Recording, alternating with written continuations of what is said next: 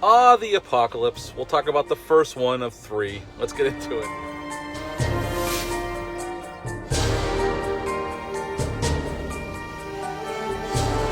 Hey, welcome back to my channel. Now, I know yesterday I said I was going to review The Omen. Unfortunately, last night, I sat down to watch The Omen. I had some technical difficulties, which I will get sorted out. So The Omen is out, and The Thing, decided to watch John Carpenter's The Thing instead. I will get to The Omen eventually. I don't know when, but I will get back to The Omen. It might be in a couple weeks down the line, but I will get to The Omen. But for now, we're going to do another apocalyptic movie. Matter of fact, this is the first film in John Carpenter's Apocalypse trilogy. This is the first one. Prince of Darkness is the second one, and In the Mouth of Madness caps off the trilogy. And all three are fabulous films. This one is probably the best one out of the three, but we'll talk about it. John Carpenter got this film coming off of the success of The Fog and the success of Escape from New York. Now, Escape from New York obviously had Kurt Russell as Snake Plissken, and he brought Kurt Russell over on this one to play MacReady. This movie was released June 25th of 1982. It came out the same weekend as Blade Runner. Think about that. Two classic films coming out the same weekend, and what a fantastic movie-going weekend. Unfortunately, both of them didn't get the reception they deserved at the time, but over the years, that ship has been righted. It had a $15 million budget, which was by John Carpenter's biggest budget to date by far. And upon release, sadly, it only made 19.6. This movie got lambasted by the critics, which I know sounds crazy now, and it didn't do that great at the box office. Matter of fact, John Carpenter lost his next film after this because of this film. He got fired off of Firestarter. Carpenter was supposed to do Firestarter for Universal next, and because this movie bombed, they said, "See you later, John Carpenter," and then he went on to do Christine, which Christine's fabulous. I love it. But it would have been interesting to see what John Carpenter would have did with Firestarter. Now, speaking of the cast, I know we already said about Kurt Russell. Kurt Russell plays MacReady. We also got Keith David as Childs in this film, and Keith David went on to work with Carpenter again in They Live. And we also got Wilford Brimley in here. Sadly, the man just passed away a few weeks ago as Blair. The rest of the cast is fantastic. It's a who's who of character actors. You've seen a lot of these men in other films, for sure. They've been around for a long time, and they continue to work to this day. Now, on this film, we start off with, we're in the Arctic, the Antarctic, and all you see is snow and mountains in the background. And you see this helicopter coming into frame, and you see this dog running. And the guys in the helicopter are shooting at this dog. We don't know why. And it goes on and on and on, and finally the dog reaches the American camp, this outpost in the Antarctic. They're doing research there. And the helicopter lands, and a guy gets out with a rifle and is shooting at this dog, trying to kill it. And he inadvertently shoots one of the guys from the American outpost in the leg, and the guy that's in charge of the American outpost shoots him in the forehead, and he dies. And they take this dog in. They don't know anything. They don't know what the hell's going on. And they find out these guys are from the Norwegian camp. It's about a 2-hour flight from them by helicopter. So MacReady and one of the doctors go up and go to this camp to see what the hell's going on over there. And what they find these burnt remains outside that they don't know what the hell it is. Some of it looks human, but they're not sure. It's all mutated. And they go in, it looks like pandemonium took place. So they find this guy at this radio desk, and he slit his own throat, and he froze so fast that his blood that was running off his wrists froze like a waterfall almost. And they find this block of ice that looks like they got something out of. And they take their video camera and video footage back to their camp and submit some papers to see what the hell happened, what they were doing there.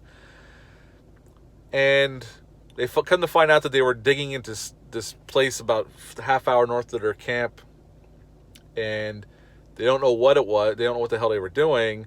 And in that night, though, all the men are in the rec room, shooting pool, playing cards, and they put the dog in with the rest of the dogs that they have.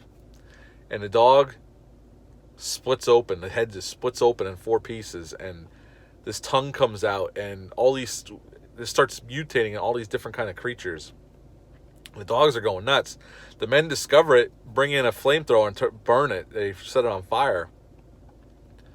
And they try to figure out what the hell is going on. What is this thing? And they go back to the Norwegian camp, and here they found out that they blew up this spaceship's buried in the ice. So they figure it was been there for about 100,000 years. And whatever was in it crawled out and froze in the ice, and that's what the Norwegians found. And that's what thawed out. And they come to find out through Blair doing research that this thing can imitate you perfectly. It kind of absorbs you in to its mass, and it imitates you perfectly, where you're not you anymore, but nobody would know that. You look like a perfect clone of yourself. And he figures out that if this thing ever gets to population, it's going to be 27,000 hours. It's all it's going to take for the whole world to be infected by this thing. Well, this is where all of our men, because it's all men in the cast, there's no women in this cast, it's all guys, start distrusting each other. They don't know who's the thing. So it's definitely about paranoia, this film. Paranoia and distrust of others. Which kind of is topical at this point in our lives, I guess. And anyway, as the movie goes on, we have guys disappearing. They have to burn some of their fellow guys because they're actually the thing. And then we get to our blood test scene.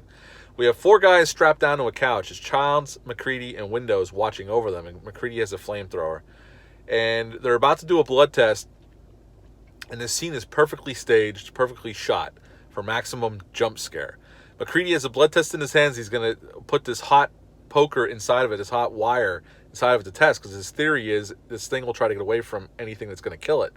Any little piece of this thing is going to try to survive. Because they saw with this one guy that was affected that they were trying to help, they thought he was him and he was having a heart attack. And I'm sure if you've seen this movie, you know what I'm talking about. But after they set him on fire, when they realized he's a monster, his head detaches itself and turns into a spider and tries to get away. So McCready figures this is a good way to see who is a thing and who's a human. And when they go to do it, it jumps up out of McCready's hands, the blood.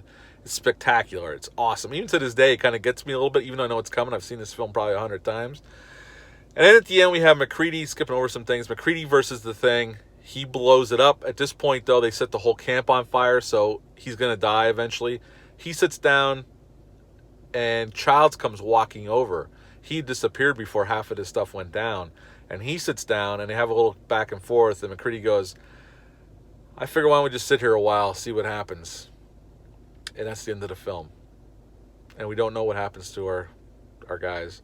Now, I know there's theories over the years that Childs was a thing because you don't see no breath coming out of his mouth, but McCready you do. I don't know if that's true. Carpenter says he knows which one was the thing, but he's never said, he goes, I can't tell you that. And Kurt Russell, I don't think, has ever commented on it. I don't think Keith David spoke about it, but I don't know if he's ever said either way. I've seen interviews with him. I don't remember him saying anything. Now, there was a scene shot. I've never seen it, but there's a scene shot where McCready was back in America in an office, and they did tests, and he was a human still. And that was how it was supposed to end, but Carpenter fought for the darker ending, which I think is the better ending. I like those, those uncertain endings where it's dark. You don't know if they made it out of there, if they died. Most likely they probably died. And Carpenter has done that a couple times over the years where it's a dark ending, and it takes a lot of balls to do that because people want a happy ending usually. And that might have been why this movie bombed. Who knows? This movie also came out around E.T., so Carpenter's feelings are everybody wanted to see a happy, uplifting movie like E.T. and not a dark, dour ending like this film. Who knows? It's a shame this movie bombed. Actually, and Carpenter lost the film over it, like I said, so it's crazy to think that now because it's considered such a classic and well-regarded film, but anyway, Rob Bottin was 22 when he started this project. He did the makeup effects. He was coming off The Howling, and he did some makeup effects for Carpenter on The Fog.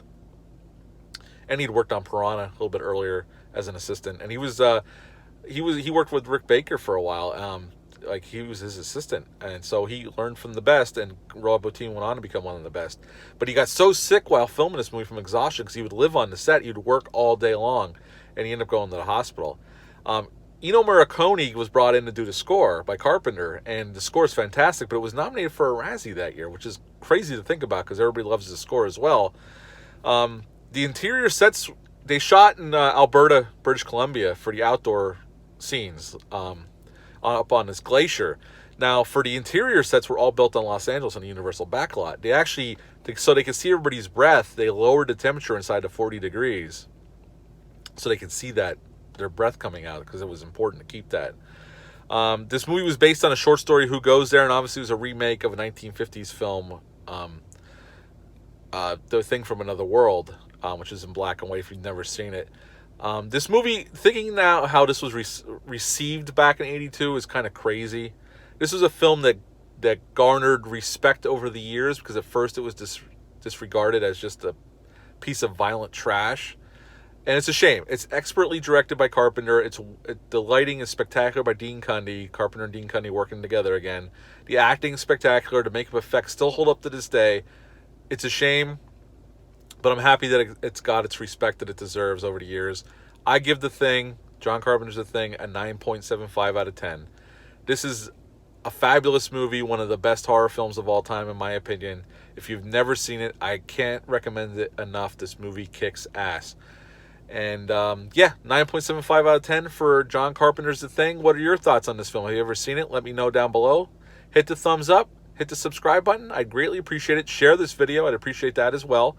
I will be back. I think I'm going to do Prince of Darkness next, actually. I might do the whole Apocalypse trilogy. I don't know. But I'm feeling Prince of Darkness is going to be my next film I'm going to review. I love Carpenter. One of my favorite horror director by far. So yeah, I'll be back with that. I hope you all doing well out there. Stay safe, and I'll be back soon. Thanks. Bye.